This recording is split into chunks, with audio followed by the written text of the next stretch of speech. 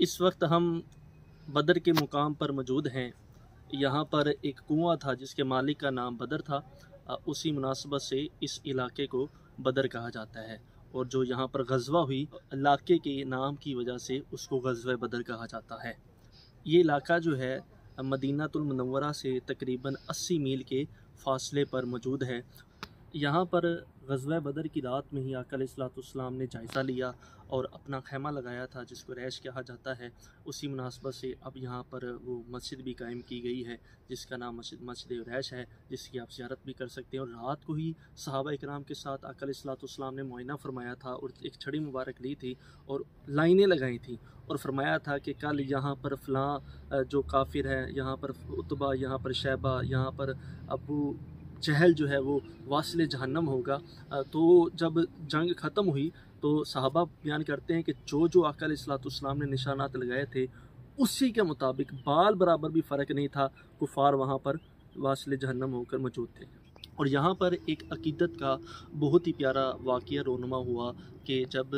غزوہ بدر سے پہلے آقا علیہ الصلوۃ والسلام صف سیدھی فرما رہے تھے تو آپ کی چھڑی مبارک جو ہے وہ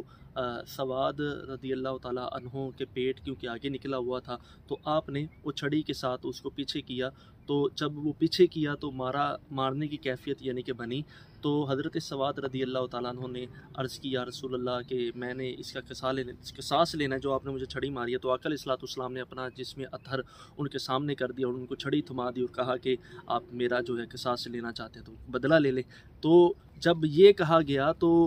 حضرت سواد رضی اللہ تعالیٰ عنہ آگے بڑھے اور آقا علیہ الصلوۃ والسلام کے جسم مبارک سے برکتیں لینے لگے، آقا علیہ الصلوۃ والسلام کے جسم کے بوسے لینے لگے۔ اور جب یہ منظر دیکھا تو کہا کہ یا رسول اللہ میں نے کوئی بدلہ تو نہیں تھا لینا، بس یہی تھا کہ اب میدان جنگ میں ہے، کیا پتہ موت واقعہ ہو جائے، تو میں چاہتا ہوں کہ آپ سے برکت لے لی جائے۔ اسی جنگ میں دو نو عمر لڑکے حضرت معوذ اور حضرت معاذ رضی اللہ تعالیٰ عنہما نے اس امت کے فرعون ابو جہل کو واصل جہنم کیا، اور امیہ بن خلف جو بہت ہی بڑا دشمن رسول تھا اس کو حضرت بلال اور حضرت انصار رضی اللہ تعالیٰ عنہم نے ان کی ٹانگوں کے اندر ہاتھ ڈال کر اور بغل سے تلوار کھوم کر اس کو قتل کیا۔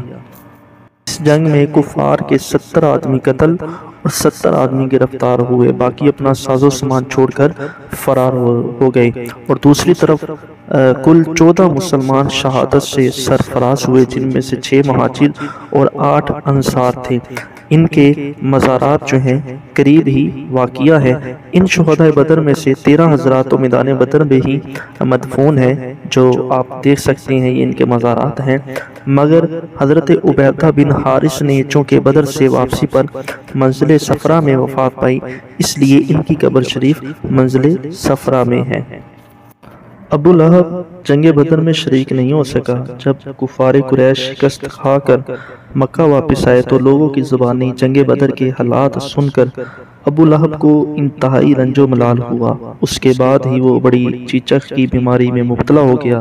جس سے اس کا تمام بدن سڑ گیا اور 8ویں دن وہ مر گیا۔ عرب کے لوگ چیچک کی بیماری سے بہت ڈرتے تھے، اس بیماری میں مرنے والے کو وہ بہت منحوس سمجھتے تھے، اس لیے اس کے بیٹوں نے بھی 3 دن تک اس کی لاش کو ہاتھ نہیں لگایا، مگر اس خیال سے کہ لوگ تانا ماریں گے ایک گڑھا کھود کر لکڑیوں سے دھکیلتے ہوئے لے گئے اور اس گڑھے میں لاش کو گرا کر اوپر سے مٹی ڈال دی۔ اور بعض مورخین نے تحریر فرمایا کہ دور سے ہی لوگوں نے اس گڑھے میں اس قدر پتھر پھینکے کہ اس پتھروں سے اس کی لاش جو ہے وہ چھپ گئی۔ جنگ بدر میں شریک صحابہ کرام کے متعلق حضور نبی کریم صلی اللہ تعالیٰ علیہ وآلہ وسلم نے ارشاد فرمایا، بے شک اللہ تعالیٰ اہل بدر سے واقف ہے اور اس نے یہ فرما دیا ہے کہ تم اب جو عمل چاہو کرو، بلا شبہ تمہارے لیے جنت واجب ہو چکی ہے، یہ فرمایا کہ میں نے تمہیں بخش دیا ہے۔